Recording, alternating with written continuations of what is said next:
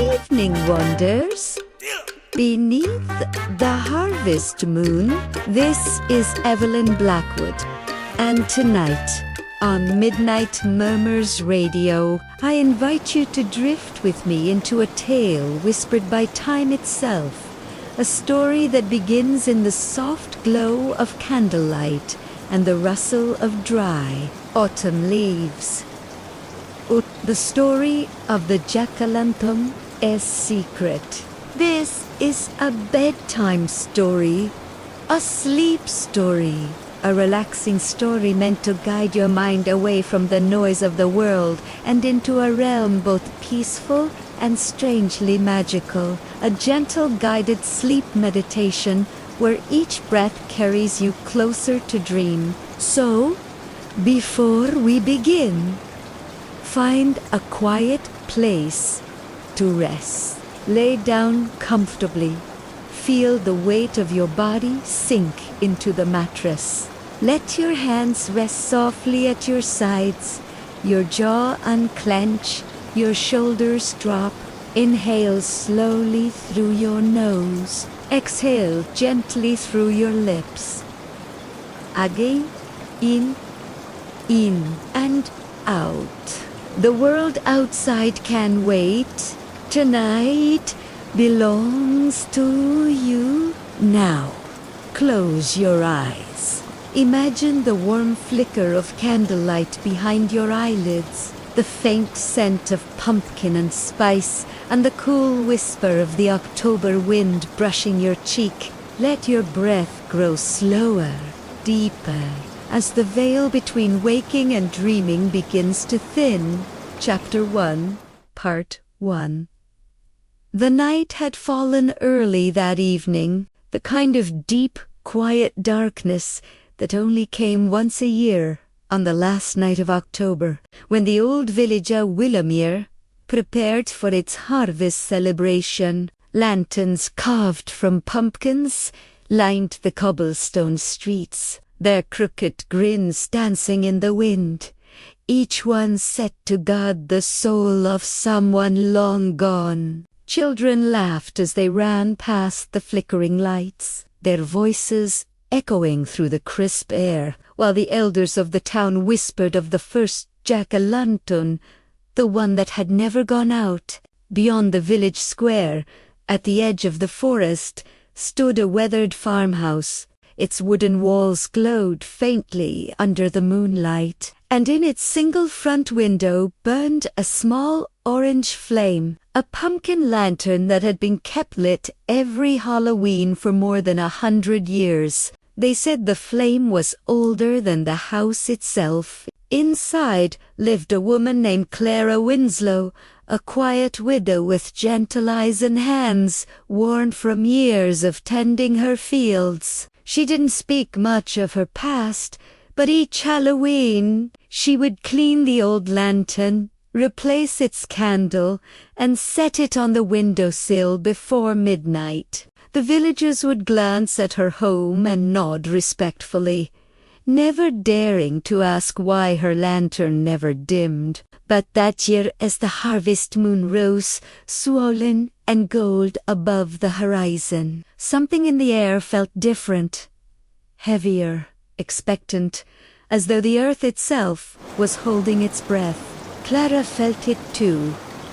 She had been dreaming of voices lately, soft murmurs from the fields, whispering her name as she drifted between waking and sleep. They spoke of promises and debts unpaid, of a night long ago when fire met shadow and a soul was traded for light. That evening, as she lit the candle inside the pumpkin, the flame flared brighter than it ever had before, casting strange shapes on the walls. For a moment, she thought she saw a face within the light, a man's face, smiling sadly. She stepped back, her heart fluttering with both recognition and fear. The wind outside rose suddenly, rattling the shutters. The trees swayed, whispering secrets through their bare branches. She remembered her grandmother's voice, low and trembling. telling her that the first jack-o'-lantern wasn't carved to scare ghosts away, but to guide one home. And as Clara stood there, the candle flickered again, longer this time, and she could swear she heard footsteps on the porch. Slow, heavy, deliberate. She froze, her breath catching in her throat. Then came a knock, soft, hollow, almost polite. She turned toward the door, her hand hovering near the latch. Through the small window pane, she could see only the wavering glow of the lantern, but in its reflection on the glass, there was something else. The faint outline of a figure standing just beyond the threshold.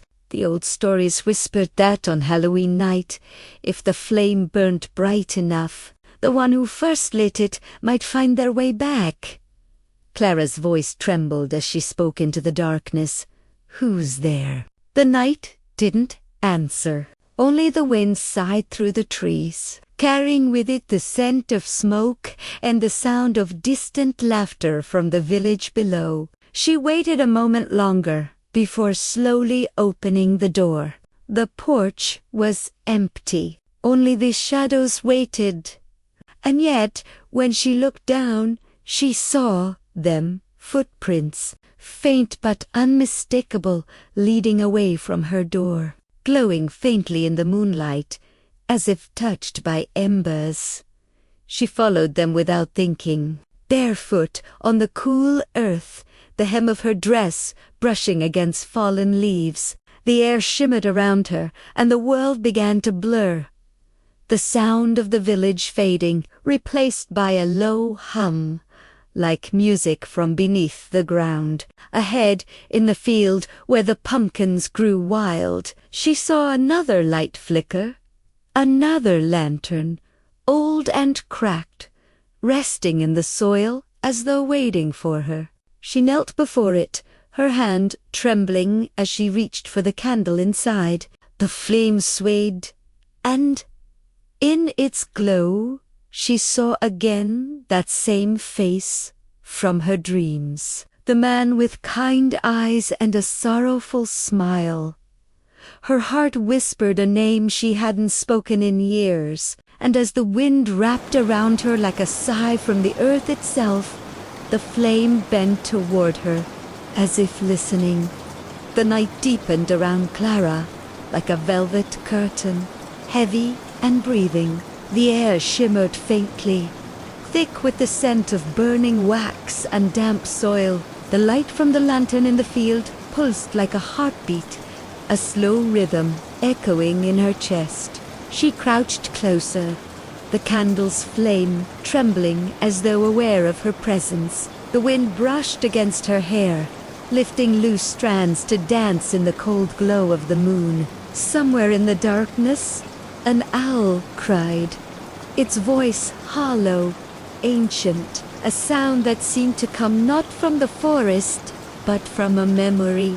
Clara's fingers brushed the rim of the pumpkin. Its surface was old, almost petrified, the carvings weathered but still visible to hollow eyes and a crooked smile, soft by time. She traced the edge of the grin, feeling an indentation carved deeper than the rest. A small symbol, a spiral. Her breath caught. She remembered it from her grandmother's journal, a mark used by early settlers to bind light against the dark, to trap a wandering soul inside the flame until peace could be restored. The wind shifted again, colder now. The world around her seemed to dim, as though the stars themselves had drawn back to watch. She whispered the name that had lived quietly in her chest for so many years. Elias. Elias. The sound drifted into the night and vanished, absorbed by the silence. Then, a moment later, the flame inside the lantern flared. The carved smile widened in the flickering light, and from the shadows behind her came the faintest murmur. Her name, spoken softly, almost lovingly. Clara. She turned sharply, her breath catching, but no one stood there, only the rows of pumpkins, their shapes uneven in the moonlight, their hollow faces watching. Yet she felt it, the shift in the air, the unmistakable presence of someone she once knew. Her heart began to ache, not from fear, but from recognition. The last time she had spoken, his name was on a night much like this, years ago, before the war took him away. Elias Winslow, her husband, a farmer turned soldier who promised he'd return by harvest's end. But he never came back. Only his carved lantern did, delivered to her porch by a stranger who said it had been found beside an empty trench. The candle inside had never gone out. Clara had tended that flame ever since, keeping it alive each Halloween, as if by doing so she could keep him from fading completely. Now, kneeling before this second lantern, she felt the weight of that devotion stirring something old and unseen. The ground beneath her seemed to hum, soft vibrations rising through her fingertips. The flame tilted toward her again, stretching thin, forming shapes that almost looked like letters, like a message written in smoke. She leaned closer, squinting, her voice trembling. "Elias, if that's you, I've kept the light.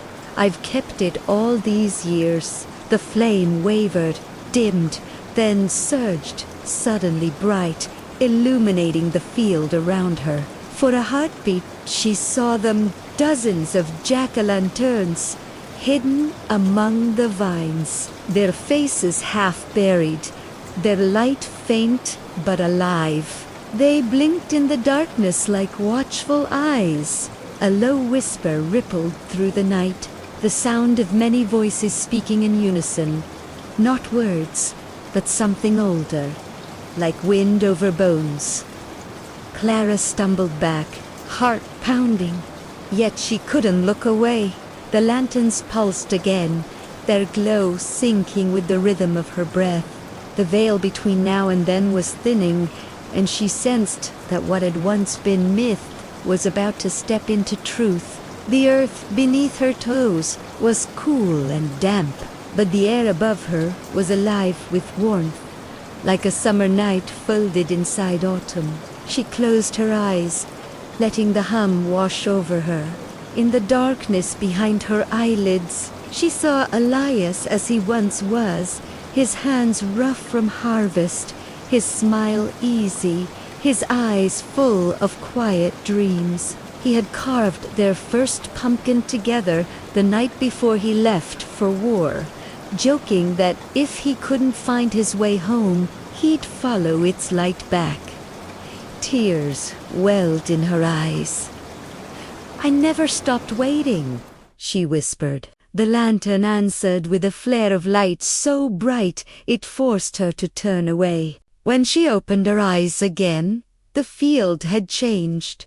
The rows of pumpkins were gone, replaced by open air, and the farmhouse stood far behind her, its single lantern burning steady. Before her was a clearing she didn't remember, a circle of stones etched with faint carvings, half swallowed by moss. At its center stood a wooden post, splintered and blackened by age, and upon it hung a rusted metal hook. The smell of smoke and old iron filled the air. Clara stepped forward, her breath shallow. The wind had gone still, but the flame in the lantern at her feet remained unshaken. Then, from the far edge of the clearing, came a flicker, not of fire, but of shadow taking form in the light. A figure, faint as mist, slowly emerging. It was tall, familiar, wrapped in the dim glow of the lanterns that had followed her here. The outline of a man, his face half lit, his eyes reflecting the same sadness that lived in her dreams. Elias, or what was left of him. Her knees weakened, yet she couldn't move. His voice reached her, soft as wind through dry leaves. "You kept the promise." She swallowed hard, words trembling on her lips. "I never let the flame die." He smiled faintly, but his form flickered, unstable, tethered to the lantern's glow. "Then you must help me, Clara. The light is fading. Soon it will go dark." She reached out, her hand trembling, desperate to touch him, to feel his warmth again. But her fingers met only air. Still, the connection was real. Felt, not seen. And in that fragile space between heartbeats, she realized that the jack-o'-lantern's secret was not just a tale of ghosts, but of love of one soul refusing to forget another. The wind rose again, carrying with it the scent of ash and harvest spice. The flame within the lantern bowed low, then lifted once more, as if breathing in rhythm with her own chest. The world seemed to hold still, waiting. The world around Clara shimmered as though made of candlelight and mist, the edges of the night bending inward until only the circle of stones remained. The air felt both ancient and alive, carrying the weight of all the Octobers that had ever been. Elias's faint outline hovered before her, his face soft but incomplete, as if painted with smoke. The lantern flame between them pulsed faintly, each flicker syncing with the rhythm of her breath. She could feel his presence more than she could see it, a warmth pressing against her chest, whispering through her veins. Her voice trembled. "Tell me what I must do." Elias tilted his head, his eyes glimmering like embers through fog. "The flame that binds me is not mine alone. It..." Old Smani lost voices from the night the first lantern was lit. "You must take it to the place where light began, the crossroads, by the willow." Clara frowned softly, her mind reaching back into memory. She had heard that name before, the Willow Crossroads, a place that no longer appeared on any map. Her grandmother had called it the heart of All Hallows, where the settlers first gathered to carve pumpkins to guide their dead home. But no one had gone there in a century. They said the ground was cursed, that the soil itself still remembered the fire that once consumed it.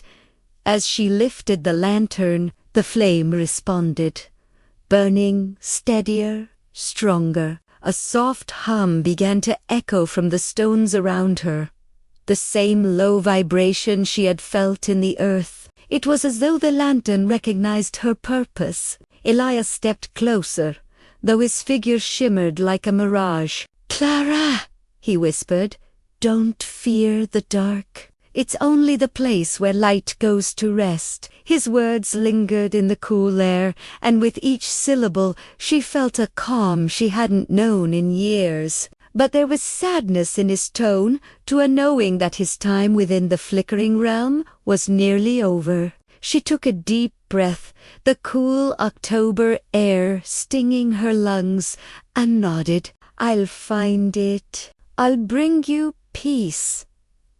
As she turned toward the forest path, the lantern cast long, rippling shadows that stretched far beyond what the light should reach. The air thickened again, shimmering faintly with a copper hue, as though the boundary between worlds was thinning further. Each step made the leaves beneath her feet sigh softly, releasing the scent of pine and smoke. The trees ahead looked older than she remembered, their trunks twisted, their branches curved like the arms of watchful sentinels. Yet, despite the eerie quiet, Clara didn't feel affright. Something inside her, Perhaps the memory of Elias's touch, or the rhythm of the lantern's glow, guided her forward. At the edge of the path, she paused. The forest here seemed to breathe. The wind didn't move the branches, yet the shadows swayed gently as though stirred by unseen hands. She lifted the lantern higher, and faint carvings appeared on the trees. Spirals, runes, and the same sigil she had found on the old pumpkin surface. These were not random marks. They formed a pattern, a trail leading deeper into the woods. She followed it slowly, her bare feet brushing through fallen leaves, her heart calm but alert. After some time, the trees opened into a clearing, smaller than the one before, yet somehow older, as if it had existed before the village itself. In its center grew a single willow, vast and luminous, its silver branches swaying, though no wind blew. The ground beneath it shimmered faintly, covered in roots that glowed softly like veins of ember. The air here felt sacred, still, heavy, and filled with the faint echo of bells. Clara stepped forward, her breath catching at the sight of the trunk. Embedded in the bark were dozens of small carvings, names, dates, and symbols of lanterns. Some were centuries old, others barely legible. It was a memorial of light. She knelt at the base of the tree, setting the lantern down carefully. The candle's glow seemed to merge with the faint luminescence of the willow's roots, pulsing together like two heartbeats aligning. Then, from within the bark, she heard it, the faintest whisper of many voices, speaking as one. They told her of the first All Hallows Eve, when settlers and wanderers gathered to keep their dead close, how they carved faces into pumpkins, not to frighten spirits away, but to welcome them, to remind them of home. But the ritual had gone wrong. One night, a fire swept through the fields, consuming both the living and the lanterns that guided them. Only one survived, the lantern Elias had carried. Its flame had burned through centuries, fueled by longing, waiting for the one who had promised to keep it alive. Tears welled in Clara's eyes as she pressed a hand to the bark. The air shimmered, and for a moment she felt Elias kneeling beside her. "You found it?" he murmured, his voice tender, fading. She turned to him, desperate. "If I let the light go, will you go too?" His smile was soft, infinite. "No, Clara, I was never gone. I was just waiting for you to see that light isn't something to keep, it's something to share." His figure began to dissolve, scattering into tiny sparks that joined the willow's glowing roots. The lantern's flame flickered, not dying, but merging, its light flowing into the ground, feeding the tree. A hush fell over the clearing. The willow's branches shimmered brighter than before, each leaf catching the moonlight like silver fire.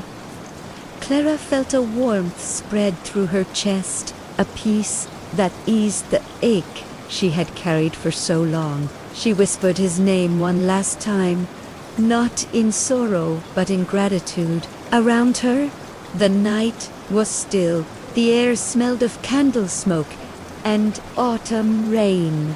The lantern, now dimmed, sat quietly at her side. She touched it gently, its surface warm beneath her fingertips. "Thank you," she breathed, and in that instant the flame within gave a final, soft glow, like a sigh of relief. The willow swayed once more, and the wind carried the whisper of her name, not in mourning, but in love. The night deepened once more, wrapping Willowmere in a hush that only old places know.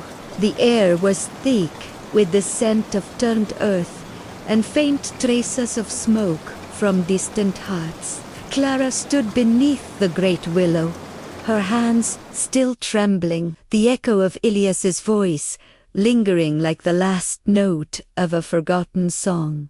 Around her, the world seemed to shimmer between two realities, one of soil and breath, and one of memory and dream. The willow's silver branches glowed faintly, each leaf trembling as if whispering in a language too old for her to understand. She felt it in her bones. This was a place of crossing, where the living and the departed brushed gently against one another before the veil closed again. The lantern in her hand was now cold, its light gone, but its weight strangely heavier, as though it held the echo of something newly at rest. Clara pressed it to her chest. "He's free," she whispered to the still air, her voice breaking softly. "He's free! At last!" But even as the words left her lips, she sensed something else, a pull, faint but certain, deep beneath the ground. The willow's roots were glowing brighter, spreading their light outward like veins of molten gold threading through the soil. The ground pulsed beneath her feet, and the carvings in the bark began to move, the names shifting, rewriting themselves in loops of pale fire. Her breath caught. She could hear the voices again, not just Ilias now, but dozens, hundreds, murmuring from beneath the surface, their tones soft, grateful, almost reverent. It was as if the souls bound within the lantern had found release, carried through the roots of the ancient tree back to the earth that once held them. And yet, one voice lingered, distant but calling, a child's voice, small and frightened, echoing through the quiet like a ripple across still water. Clara froze. "Who's there?" she whispered, though part of her already knew she would not see anyone standing in the clearing. The whisper came again, faint and trembling. "Te?"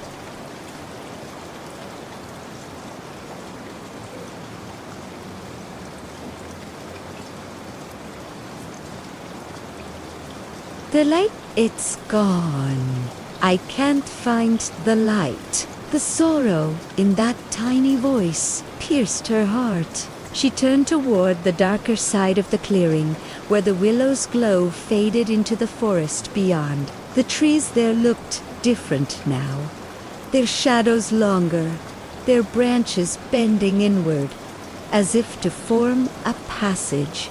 She hesitated only a moment before stepping toward them. The air grew cooler, denser. Each breath she took came with a soft trace of mist. The world around her dimmed 2 shades of blue and silver, and even the stars above seemed farther away as they walked. Her mind reached back to the stories her grandmother had told her, tales of the first All Hallows children who wandered between worlds, unable to find their way home after the lanterns burned out. They were the forgotten ones, spirits who lingered at the edge of the harvest moon, neither lost nor found. The thought made her chest ache. She had spent her life tending one flame, but perhaps there were others who still waited in the dark, unseen and unremembered.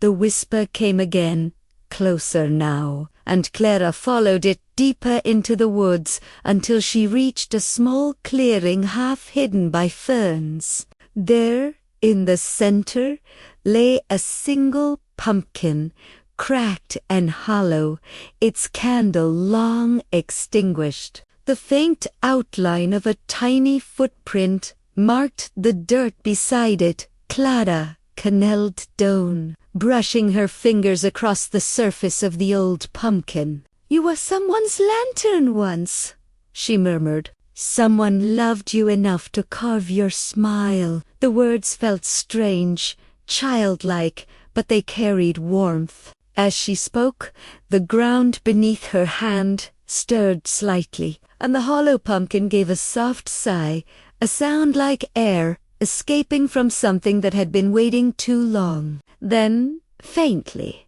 a light appeared within it, a tiny spark flickering weakly before catching flame. The glow grew slowly, spreading through the cracks, illuminating the clearing in a soft orange hue. The child's voice whispered again, but this time it was calm. "I see it now. Thank you." And then it was gone, carried away by the wind that rose suddenly, swirling through the trees like a long exhale. Clara sat back on her heels, the new lantern's glow warming her face. She felt tears spill down her cheeks, not of sorrow, but of release. The willow's light in the distance shimmered in answer, as if acknowledging her act. The forest seemed to sigh, the air softening, the night no longer cold but tender. She realized then that her task had not only been to free Elias, but to rekindle the lights that had been forgotten, to restore balance between the world of the living and the world of memory. She lifted the small pumpkin carefully, its light steady and pure, and began walking back toward the willow. Each step she took left a faint glow on the ground, tiny footprints of light that faded slowly behind her. When she reached the great tree again, the lantern in her hands pulsed brighter, its flame reflected in the willow as a silver bark. The whispers had faded, replaced by the gentle rustling of leaves, a lullaby of the old world. Clara placed the child's lantern at the tree's roots beside her own. The two flames bent toward each other, then merged, forming a single, tranquil light that rippled upward through the branches. For a moment, the whole clearing was bathed in gold. The willow shimmered, and its branches seemed to bow in gratitude. Clara stood silently, her hands clasped before her heart. She had never believed she would be part of a story like this, a keeper of light, a bridge between the seen and unseen. Yet here she was, calm, unafraid, and strangely at peace. The wind quieted once more, the sounds of the night returning, the gentle croak of frogs by the riverbank, the distant chirp of crickets, and the whisper of leaves brushing against one another like 1,000 voices murmuring blessings. Clara closed her eyes, allowing the stillness to settle deep into her bones. The glow around her softened to a steady hum, like the heartbeat of the earth itself. Somewhere within that calm, she thought she heard Elias's voice again, no longer echoing, but near and warm, saying only, "Rest now, my love. The light will keep." And so she did. The first light of dawn had not yet reached Willow, yet something in the air was changing.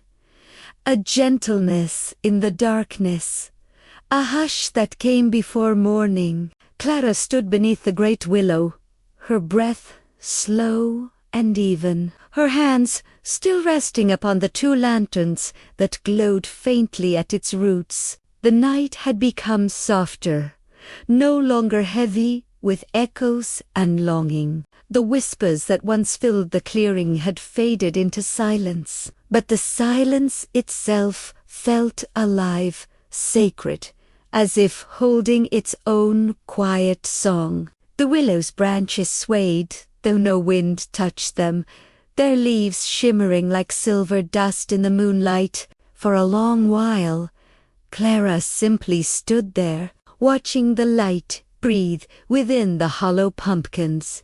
The weight of flames became one for the living, one for the lost. But peace, she realized, was never the end of a story. It was only a pause. Beneath her feet, the earth gave a faint tremor, so soft it might have been mistaken for her own heartbeat. The roots of the willow pulsed once, a deep, glowing thrum, and then stillness returned. She felt a cool shiver trace her spine, not of fear, but of knowing something remained unfinished. The lantern's light flickered once, as though urging her to look beyond the clearing. In the distance, through the thin veil of mist, she could see the faint outline of the village, its rooftops dark and quiet. The harvest festival would begin at dawn, the streets filling again with laughter, firelight, and the same carved smiles she had known since childhood.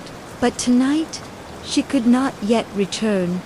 She turned slowly toward the path that led away from the willow, her lantern casting a soft amber glow over the forest floor. The air was thick with dew, each blade of grass glittering as if it held its own secret spark. She walked without haste, her thoughts drifting between past and present, the years she had lived alone, the promise she had kept, and the quiet courage that had guided her to this place. The deeper she went, the more the world began to shift again. The trees around her seemed taller now, older, their bark etched with faint lines of light that pulsed like veins beneath skin. And with each step, she began to hear faint murmurs once more, not sorrowful, not lost, but gentle, rhythmic, like a lullaby sung by the land itself. The sound drew her toward a stream that cut through the woods, its surface dark and still beneath the pale moon. Clara knelt by the bank, letting her fingertips touch the cold water. Ripples spread outward, and in their motion she saw reflections that were not her own. Faces, faint and shifting, appeared in the current. Men and women, children, their expressions serene. They watched her quietly, and for the first time she did not feel the chill of their gaze. They were not ghosts, not truly, they were memories, echoes of lives that had been carried forward by the light she'd set free. The stream itself was part of that light, she realized. It flowed beneath the village, beneath the harvest fields, and out into the greater world, carrying with it the memory of all who had ever been. She whispered to the reflections, "You can rest now." The water shimmered once more, then stilled. Above her, a faint sound. Bells, distant but clear, drifted through the forest, carried on an unseen wind. Clara rose to her feet, following the sound back toward the village. The sky had begun to lighten, a deep indigo melting into the first soft hints of gray. The stars overhead dimmed slowly, one by one, until only the moon remained, pale and full, hanging low above the horizon, like an old promise kept. When she reached the edge of the forest, the world before her felt strangely new. The lanterns that lined the village streets were still burning from the night before, their carved faces smiling faintly in the dawn. The scent of pumpkin, spice, and smoke hung in the cool morning air. Clara walked down the cobblestone path, unnoticed by those beginning to stir from their homes. Her feet were bare, her dress dusted with soil and leaves, yet she felt lighter than she had in years. As she passed the square, she saw children gathering near the well, holding small pumpkins in their hands. laughing softly as they placed candles inside. It was tradition, the old way, though few remembered why. She paused, watching their faces glow in the fragile light, and a tender smile curved her lips. Perhaps it didn't matter if they knew the full story. The act itself of lighting, of remembering, was enough. She continued to her farmhouse, the one that stood on the hill above the village. The old window still framed her single lantern, now dimmed to a faint golden ember. She stepped inside, closing the door gently behind her. The silence of the house was warm, familiar. She placed the lantern on the table, the same table where she had once carved pumpkins beside Elias. Dust motes danced in the thin beam of moonlight filtering through the shutters. Clara sank into the old chair and folded her hands in her lap. Her gaze drifted toward the window, where the faint glow of the village light shimmered below. She thought of the willow, of the merging flames, of the child's voice, now at peace. And she thought of Elias, his smile, his promise, the way his voice had sounded when he said, "The light will keep." A soft tear slid down her cheek, but it carried no sorrow, only gratitude. She closed her eyes and exhaled slowly, feeling the last of the night's weight leave her body. The lantern's ember pulsed once, a final flicker of gold. The air around her grew still, and for a moment the faint scent of smoke and harvest apples filled the room, as if the season itself had come to rest beside her. Somewhere outside, a rooster crowed, the first note of morning. Clara smiled faintly. The night of the jack-o'-lantern had passed, but its light, quiet, enduring, would linger forever in the soil, in the trees, in the hearts of those who lit their lanterns each year without knowing why. The secret was safe. The promise kept. The light eternal. Morning unfurled gently across Willowmere, as if the world itself were afraid to disturb the quiet spell that lingered from the night before. Mist still clung to the edges of the fields, soft and silvery, wrapping the village in a veil of dream. The jack-o'-lanterns that lined the porches and fences now burned low, their carved faces half aloof, half shadowed, 1,000 silent witnesses to the mysteries that had passed beneath the harvest moon. From her farmhouse on the hill, Clara watched the horizon shift from gray to pale gold. The faint smoke from chimneys curled upward, blending into the dawn like soft prayers. Somewhere below, laughter echoed faintly, the sound of children chasing each other with the energy of a new day, unaware that something in their world had quietly changed. She sat at her table, the old lantern still glowing faintly beside her, its light steady and calm. The warmth it gave off felt alive, as though it had learned to breathe. For a while, she simply stared into that soft golden glow, watching it reflect against her fingertips. She had spent a lifetime fearing what lay behind the veil of the harvest night. The whisper, the shadows, the eyes in the dark. Yet now she realized that the veil itself had only ever been a mirror. It showed her what she needed to see: loss, longing, forgiveness, and the truth that light was never separate from shadow. The two danced together like flame and breath.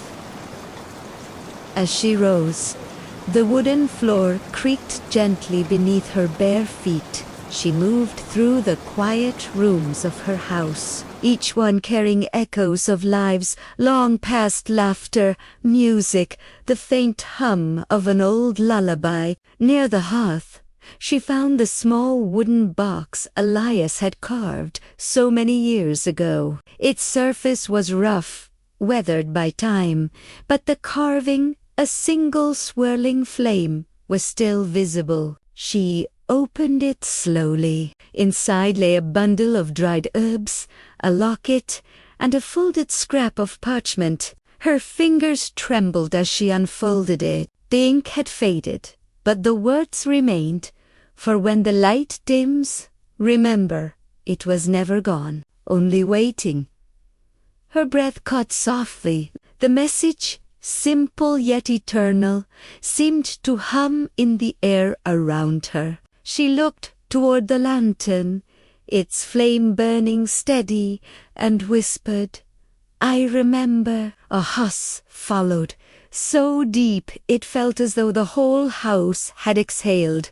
Then, as if answering her, a soft rustle stirred the curtains, a tender breath of wind, carrying the scent of harvest fields and faint wood smoke. Clara stepped to the window. Below, the village came alive. Neighbors greeting one another, children carrying small baskets of apples and bread, women stringing garlands of marigolds across doorways. It was the day after All Hallows' Eve, when the living honored the dead with laughter, not fear. She smiled faintly as she watched a young girl in a red cloak walk through the square, holding a small pumpkin lantern in her hands. The candle inside flickered, its light reflected in the girl Esabrias. Clara recognized that light. It was the same one that had burned through her own nights, guiding her through grief and into grace. She felt her heart swell with something wordless, something vast. The past no longer clung to her. It simply existed, woven into the fabric of the world around her. As the morning brightened, Clara took the lantern from her table and stepped outside. The air was cool and damp, the kind that carried both endings and beginnings. She walked down the narrow path leading from her house, her fingers brushing the tall grass that glistened with dew. The village dogs barked lazily in the distance. A cart creaked over the cobblestones, and the church bell began to toll softly. Not for morning, but for life. Clara made her way back toward the willow grove, the place where all had changed. The light through the trees was warm now, filtered through branches that swayed gently in the breeze. When she reached the clearing, she found the two lanterns still resting at the roots of the great tree. Their flames had burned low, but not out. She knelt, setting her own lantern beside them, forming a small triangle of golden light. For a long time, she simply sat there, eyes half closed, letting the sounds of the morning blend into her breathing. The whisper of leaves, the rustle of small creatures in the undergrowth, the slow rhythm of her own heartbeat. It all became one soft melody. She could almost hear the faintest echo of Elias's voice in the wind, not calling to her, but singing her name with peace. Rest now, Clara. A single tear slid down her cheek, then another, until the tears turned to quiet laughter. Not sorrowful, cleansing. She placed her hand on the earth beside the lanterns and murmured, "Thank you." As the sun rose higher, its light reached through the trees, catching the edges of the willow leaves and setting them aglow. The lantern flames flickered once, then steadied golden as morning. For a moment, she thought she saw the outline of two figures standing beneath the branches. One tall, one small, their hands joined, their faces turned toward her with gentle smiles. And then they were gone, leaving only the shimmer of light in the air. Clara stayed until the sun had fully risen, the shadows fading into warmth. When she finally stood, She felt lighter than she had in decades. She knew she would return to the village, to the rhythm of the seasons, to the laughter of children and the comfort of ordinary days. But she would also carry something else. A secret, ancient and simple, the one whispered through generations, that every lantern carved on All Hallows' Eve is not meant to frighten away the dark, but to welcome home the light. As she walked back down the path, the wind stirred again, carrying with it the faint sound of bells, distant, fading, but familiar.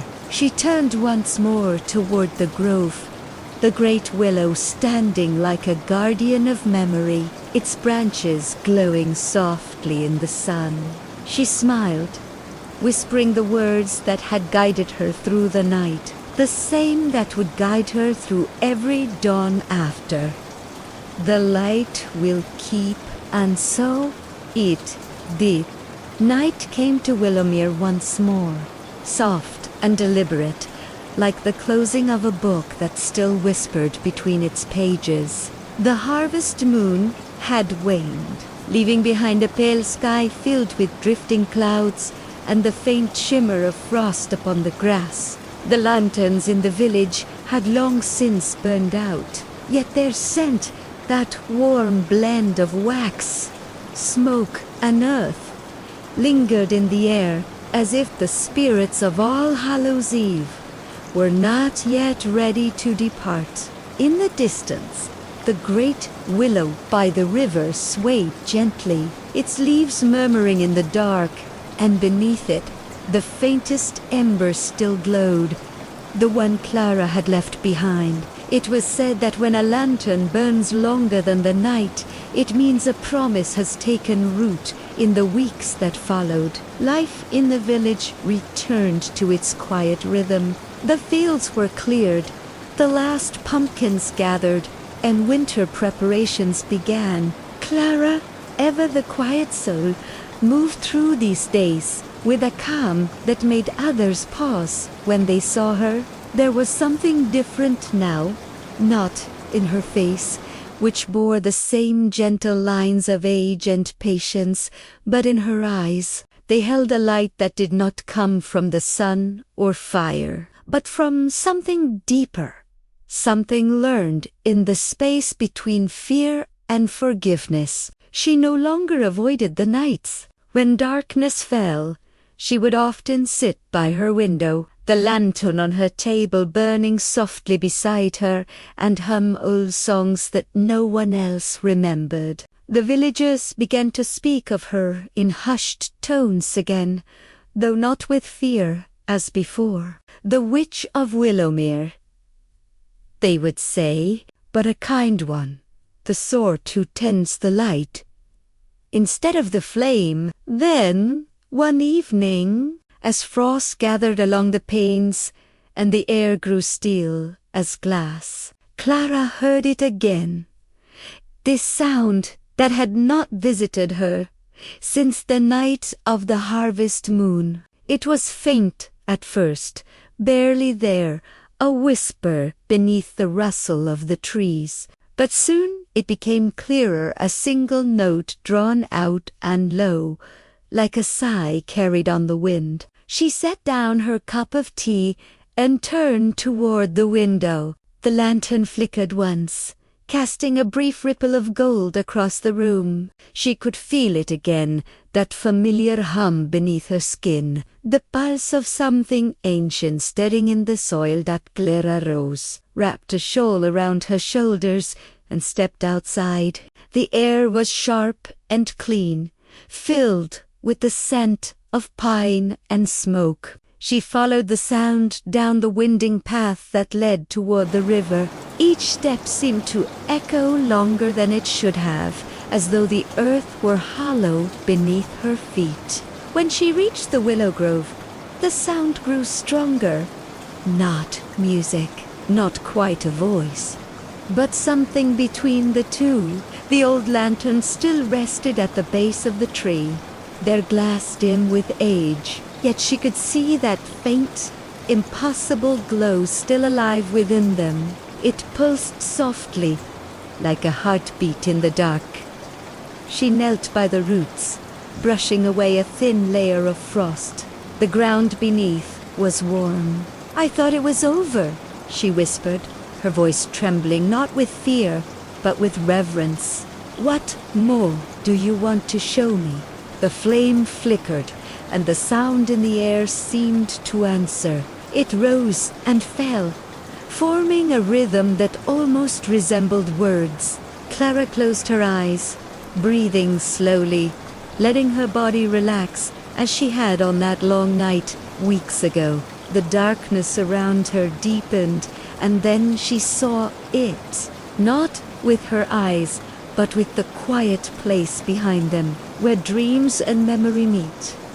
She was standing in the same grove, yet it was no longer winter.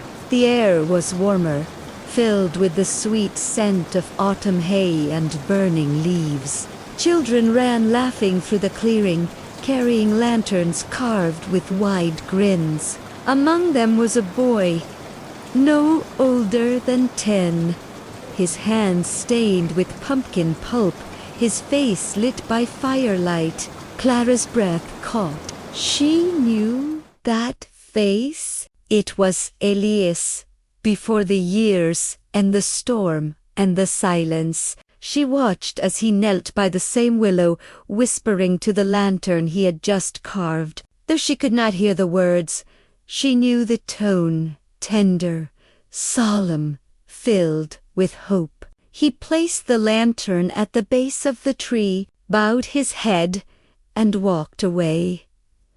The vision shimmered, dissolving into 1,000 fragments of light, and when it cleared, she saw the grove as it had been long before her time, older, wilder, untouched by the village. Men and women in plain clothes gathered around a single great fire. They sang in low voices, the sound blending with the crackle of flame and the whisper of the wind. One of them, a woman with long red hair braided down her back, held a hollowed gourd in her hands. She lifted it to the sky, murmuring words in a language Clara did not know. When she set it upon the ground, its light burned brighter than all the rest. The people bowed their heads, their faces calm, and Clara understood then the ritual of the lantern had not begun with fear, nor with death. It had begun with gratitude. The jack-o'-lantern was never a ward against darkness. It was an offering to it, a way of saying thank you to the night for letting the living dream. The sound faded, the images dissolving like mist. Clara opened her eyes to find the grove quiet again. The flames in the lanterns burnt low, yet steady. She sat for a long while, watching the light pulse against the bark of the willow, the frost glimmering like stars around her. Her heart felt heavy with wonder and with something else, a realization. The story wasn't hers alone. It belonged to the land, to the people before her, to the endless circle of light and shadow. She bowed her head. "Then I will remember," she whispered, "and I will tell it." The wind rose once more, gentle but sure, carrying through the branches a sound like laughter, like gratitude, like home. And in that moment, Clara knew that the lantern she had kept alive all these years was not a burden. It was a gift, a story meant to be passed on. She stood, brushing the frost from her skirts, and turned back toward the village lights flickering in the distance. The flame behind her glowed once, bright and golden, as if blessing her path. The following days unfolded like pages turned by a slow and deliberate hand. Winter crept gently into Willowmere, brushing the rooftops with frost, and painting the fields in shades of quiet silver. The rhythm of life was steady, the ringing of church bells, the creak of wagon wheels over frozen ground, the scent of pine and smoke curling above the chimneys. Yet beneath that peaceful surface, something subtle had shifted. People began lighting lanterns again, not just on All Hallows Eve, but on ordinary nights, setting them upon windowsills, porches, and fences. No one could quite explain why. Some said it was to ward off the long winter shadows. Others claimed it brought luck. But Clara, watching from her window each night, understood. The village had remembered, even if it didn't know what it was remembering. The light had returned. Her own lantern glowed brighter than ever now, its flame alive with a color that wasn't quite gold, nor amber, but something in between, warm and ancient. She had begun keeping a small journal, filling its pages with sketches of the Willow Grove, fragments of dreams, and notes on the strange symbols she had glimpsed during her vision. Some nights she would sit for hours by the window, writing until the ink ran thin and the candle guttered out. Her words came slowly at first, 10 wheat, assay, as though guided by a hand other than her own. The story then unfolded was not just hers. It belonged to the land, the tree, the countless souls who had come before. But peace in Willowmere was never meant to last forever. One night, just as the first heavy snow began to fall, Clara awoke to a strange sound outside her door. A faint tapping, irregular, almost like the beating of a heart. The lantern on her table flickered once, then twice, casting long shadows against the walls. She rose, wrapping her shawl around her shoulders, and approached the door. The cold air seeped through the cracks, carrying with it the scent of wet earth and wood smoke. She hesitated only a moment before unbolting it.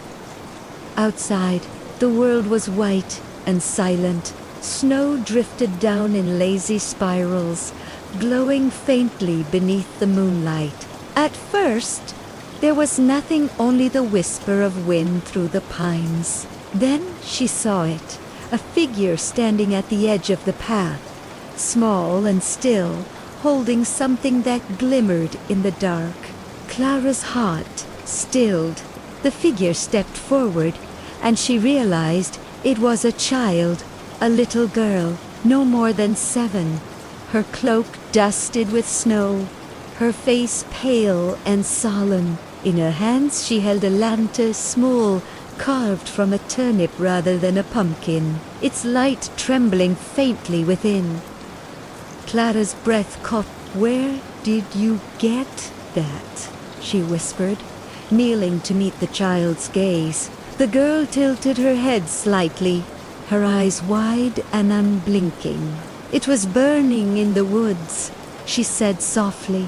Her voice had a strange, melodic tone, as though she were reciting something half-remembered. "It cold. Me said you should have it."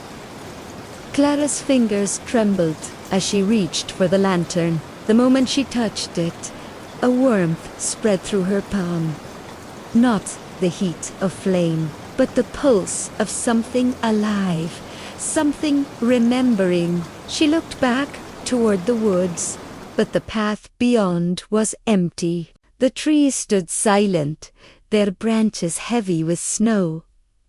"Who are you, child?" Clara asked gently. The girl smiled faintly, her breath clouding in the air. "I live down by the mill," she said after a pause. "Mama says I shouldn't come out at night, but the light wouldn't stop calling. It said it needed you." Clara wanted to ask more, but when she looked up again, the girl was already turning to leave, her red cloak vanishing into the falling snow. The forest swallowed her whole. Clara stood there for a long moment, the small lantern glowing in her hands, the sound of her own heartbeat echoing faintly in her ears. Then she closed the door and returned to her table.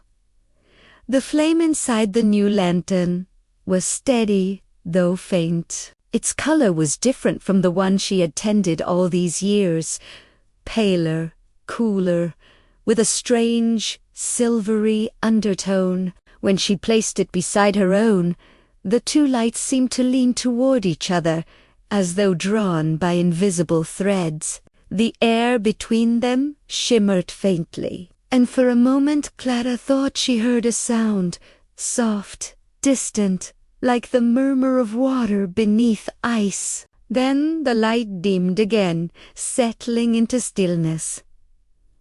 Sleep eluded her that night. She sat in her chair, watching the twin lanterns flicker, her mind weaving through the possibilities. Could it be another echo of the past, or something else? A sign that the story was still unfolding, that the promise was not yet complete. As the hours passed, she began to doze, her thoughts drifting like snowflakes across a frozen pond. And in that half-dream, half-waking space, she saw the willow again.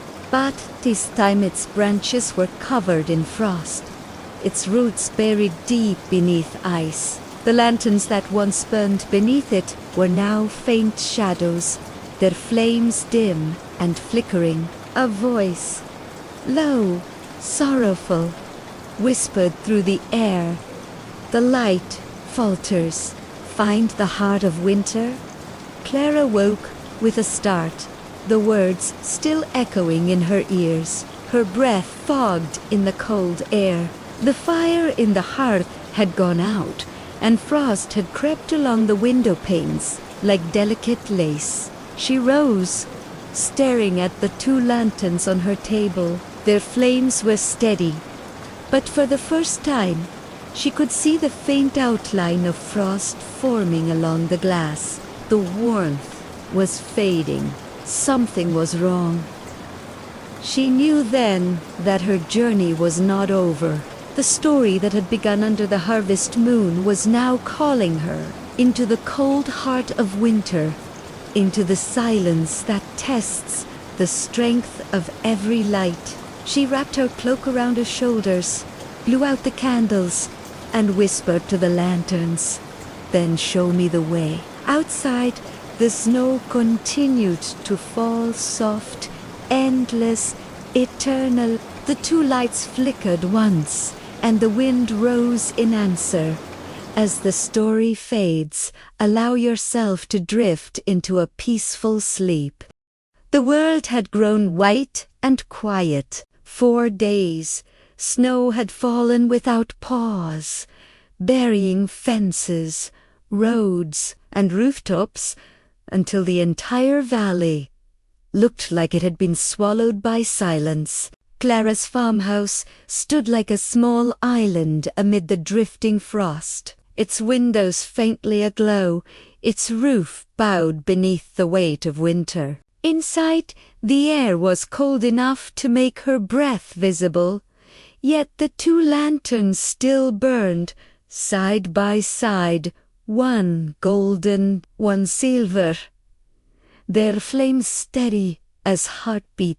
The strange frost that had crept along their glass hadn't melted, nor spread. It remained there, etched in delicate whorls that shimmered faintly when the light touched them. Each morning, Clara would trace those patterns with her fingertips, trying to make sense of their shape. They reminded her of roots, or perhaps veins, or the branching of rivers seen from the sky. Whatever they were, she could feel that they were not just decoration. They were a map.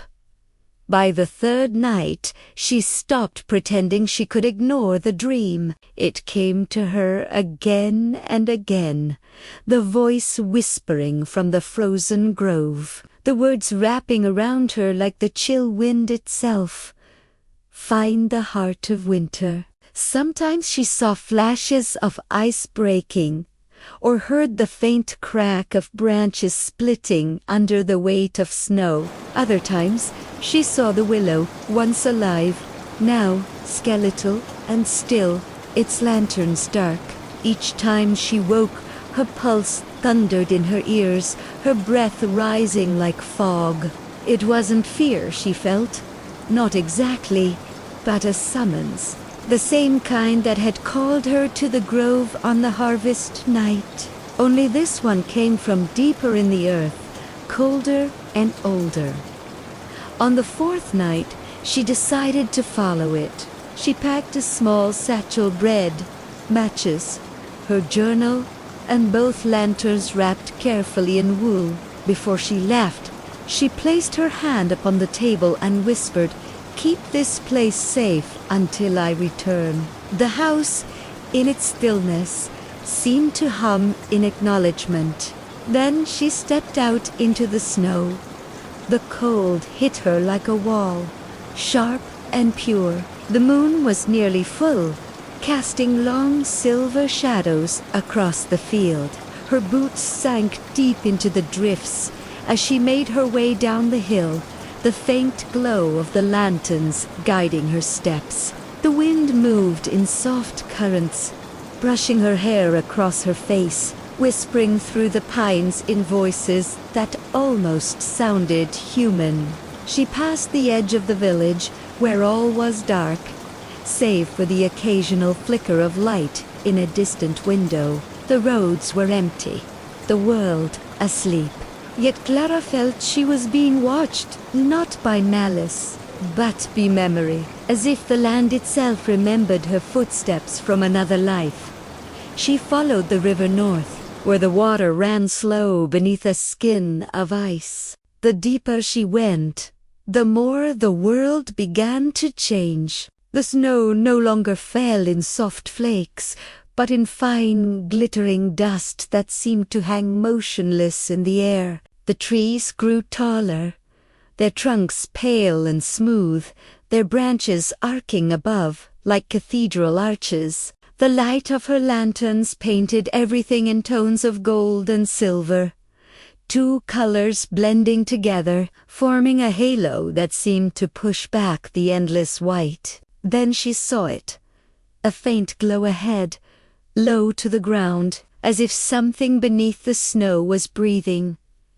Clara approached slowly, her boots crunching softly in the frost. The glow came from beneath a sheet of ice where the river widened into a frozen pool. The surface shimmered faintly, and through it she could see what looked like a shape, round, smooth, almost like a buried lantern. She knelt, brushing the snow away with her gloved hand. The ice was thick, but clear enough that she could see movement below, a flicker of light pulsing in time with her own heartbeat. She pressed her palm to the surface. The cold bit through her glove, but she did not pull away. "Is this what you wanted me to find?" she whispered. "Dad?" The wind rose suddenly, swirling the snow into small vortices around her. The lantern flames trembled, then steadied again, their light brightening. Beneath the ice, the buried glow pulsed faster. The faint sound of a bell, distant, hollow, and mournful, rang through the still air. Clara's eyes widened. The tone was the same one she had heard the night the harvest moon had waned, the one that had guided her to the willow grove. Only this time it came from beneath. Something cracked. A thin line formed across the ice, jagged and glinting. She stepped back instinctively, clutching the lanterns to her chest. The light below flared once, brilliant and white, then dimmed again. The silence that followed was so deep it hurt her ears. Then came the whisper thing, curling through the air like smoke. It sleeps beneath the frosty wind. The snow settled. Clara stood there for a long moment, her breath loud in the stillness. The whisper lingered in her mind like an echo she couldn't shake. She didn't fully understand what she had seen, but she knew it was part of the same story, the same promise that began with firelight and harvest songs. Whatever the heart of winter was, it lay buried here, under the frozen river, waiting to be awakened. She turned back toward the forest, the two lanterns glowing more brightly than before. Their flames no longer flickered separately but moved in sync, breathing together, as if aware of what lay ahead. She began walking again, snow crunching beneath her boots, her breath steady and calm. The moon followed her through the treetops, pale and constant, while the whisper of frost trailed close behind. And though she did not know where the path would lead, Clara felt no fear, only purpose. She would find the heart of winter, and in doing so, she would keep the light alive. As the story fades, allow yourself to drift into a peaceful sleep. Next, Chapter 2, Part 4. The night deepened as Clara moved through the endless white. Each step sank softly into the snow, erasing itself the moment she lifted her foot, as though the earth did not wish to remember her passage. The forest around her whispered in half-words, not in the tongue of men, but something older, a hum of frost and breath and memory. Her lantern swayed gently, their twin lights forming a slow dance of gold and silver that painted the trunks of trees like pillars of an ancient temple. Hours passed, though time felt lost to the hush. The stars above shimmered faintly, then dimmed, hidden by a thin mist rising from the snow. The mist carried a faint, metallic scent, like iron on the tongue, and with it came the sound of running water, impossible, yet undeniable. Clara followed it, her heart quickening. She soon found herself before a ravine where the snow had melted in a strange, perfect circle beneath the rim of frost. A pool of dark water swirled slowly, unfrozen despite the bitter air. The sound came from there, quiet but steady, the river's heart still beating beneath the world of ice. Clara knelt at the edge, the mist brushing her cheeks like cold fingers. The water glowed faintly, not with reflection, but with its own inner light. Shapes drifted beneath its surface, faint silhouettes that moved like memories. She could not tell whether they were reflections of the past or dreams that had taken form. Then, out of the dim light, something began to rise. It was not a creature, nor a human shape, but a tendril of light itself. A thin, silvery thread emerging from the pool and coiling gently in the air. It hovered before her, pulsing faintly, then drew itself towards one of the lanterns she held. The silver lantern's flame flared brighter in response, reaching toward the light as if recognizing an old friend. Clara gasped softly, but did not pull back. She could feel warmth blooming through her gloves. Gentle, steady, ancient. The thread of light touched the lantern's glass, then sank into the flame. A low chime echoed through the ravine. The silver lantern now burned pure white, brighter than moonlight, but soft to look at. Within its glass, the frost patterns she had traced earlier began to shift. They spiraled inward, forming the shape of a heart, not human, but something elemental, made of crystal veins and flowing frost. Beneath it, she could see faint runes, moving like breath across the glass. One line pulsed faintly in rhythm with her heartbeat. Then came the voice, clearer than before, no longer a whisper, but a calm resonance that filled the hollow of her chest. The heart is not what you seek, it is what you awaken. Clara's breath caught, the flame flickered, but she steadied her hand. Then, what do I awaken? She asked softly. The memory of warmth in what the world forgot. The voice replied, Fadin slowly, like a song drifting beyond the wind. The pool went still again, the mist thinning until the trees reappeared around her. Clara stood, her fingers trembling not from cold, but from the weight of what she had heard. She looked into the silver lantern, now steady, calm, and alive, and felt that it was watching her back. Whatever force had spoken to her had left part of itself inside the flame.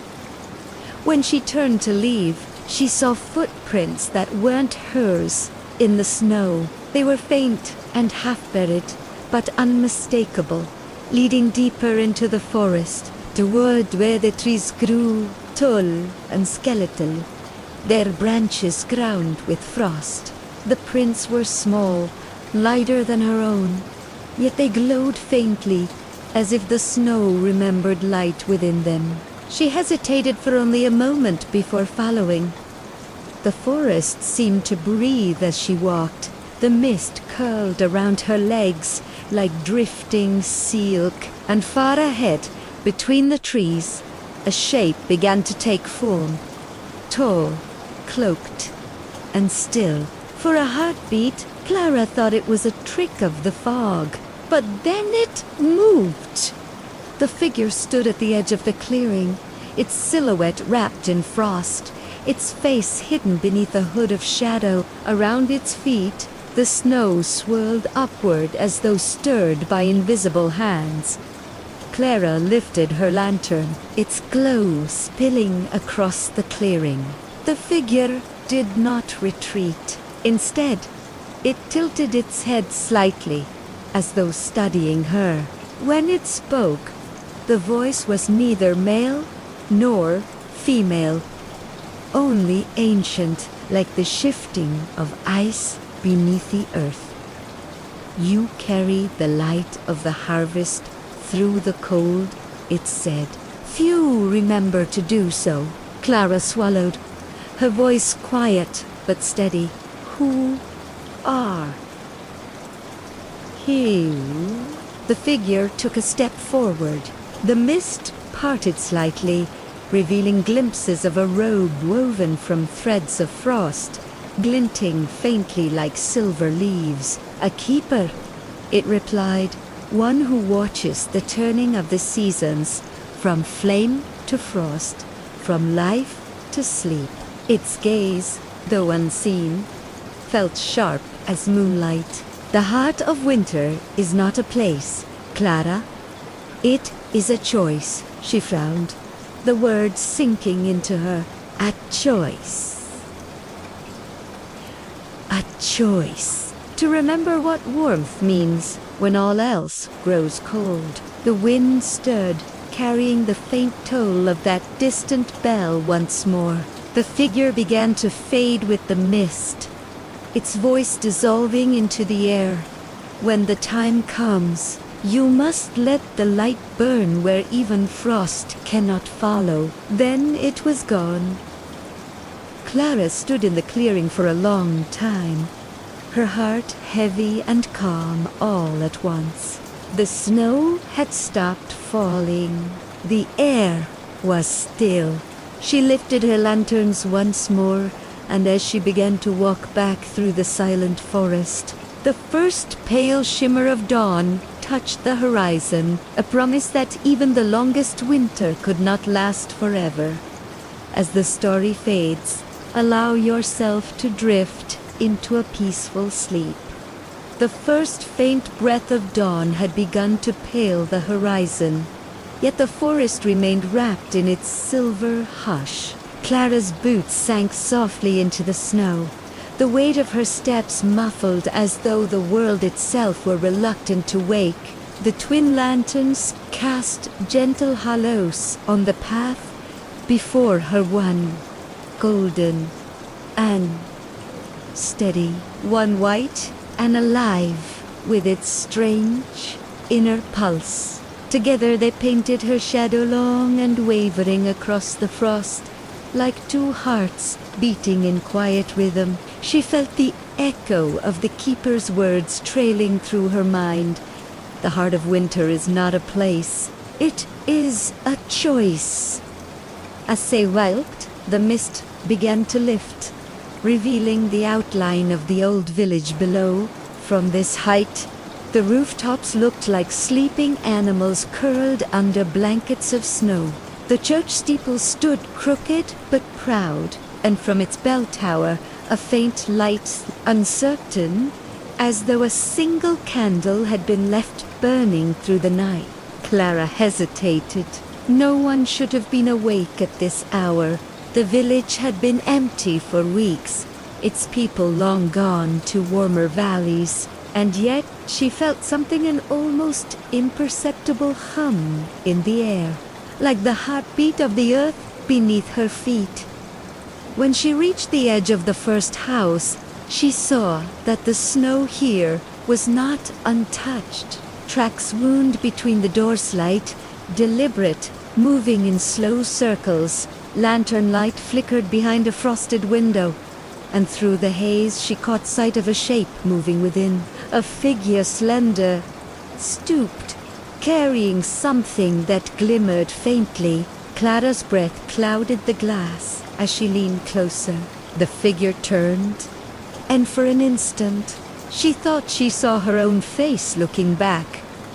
The reflection blinked, then smiled a tired, knowing smile, and lifted its hand to press against the other side of the window pane. Between their palms, the frost melted in a perfect circle. Clara staggered back, heart racing, the snow crunching underfoot. But when she looked again, the window was empty, the room beyond it dark. She turned toward the chapel, drawn by that strange, flickering glow. Its door was half buried under snow, yet the faint hum of warmth emanated from within. Pushing it open, she was met with the scent of melted wax and the faint, sweet smoke of extinguished candles. Inside, the pews were draped in cobwebs, the altar cracked with age, but every window still held its stained glass, intact, depicting the old stories of harvest and loss, of fire and frost intertwined. In the center of the chapel, a single pumpkin lantern rested atop the altar. Its face was not carved in the familiar grin of Halloween, but in a solemn, gentle expression. The candle within it burned a pure white flame. Clara approached slowly. The light pulsed once, then steadied as she came near, as though it recognized her. "Are you the heart?" she whispered. The flame swayed, casting long shadows that reached across the chapel floor. The air grew warmer, alive. From the stained glass windows, colors began to tremble and shift, the orange of harvest wheat blending with the blue of winter sky, the red of autumn leaves deepening into gold. The chapel seemed to breathe, its old wood creaking softly like an ancient body stirring from sleep. And from within that light came a faint murmur, almost a sigh, almost words. "The flame remembers." Clara closed her eyes, the weight of exhaustion finally pressing down on her shoulders. She knelt before the altar and placed the silver lantern beside the jack-o'-lantern. Its white fire flared brighter, touching the flame within the pumpkin. For a heartbeat, the two lights fused, a shimmer of silver and gold twining together, pulsing in a rhythm that felt alive. The carved face seemed to soften, its expression changing into something between grief and peace. Images flooded Clara's mind, not of her own memories, but of the land itself. She saw the harvest fields of long ago, where men and women danced under the full moon, laughter rising like embers into the dark. She saw the first frosts that took their crops, the prayers whispered to unseen spirits, the first jack-o'-lantern carved to keep them safe through the longest night. And she saw the promise made long before her birth, that so long as one flame of remembrance burned, warmth would return when winter fell silent. When the vision faded, she found herself trembling, tears freezing against her cheeks. The flame before her had dimmed to a soft, steady glow. Around her, the chapel seemed different, lighter. Laissez bourdainer, the frost had melted from the walls, and outside the snow shimmered faintly, no longer heavy but glittering like crystal dust.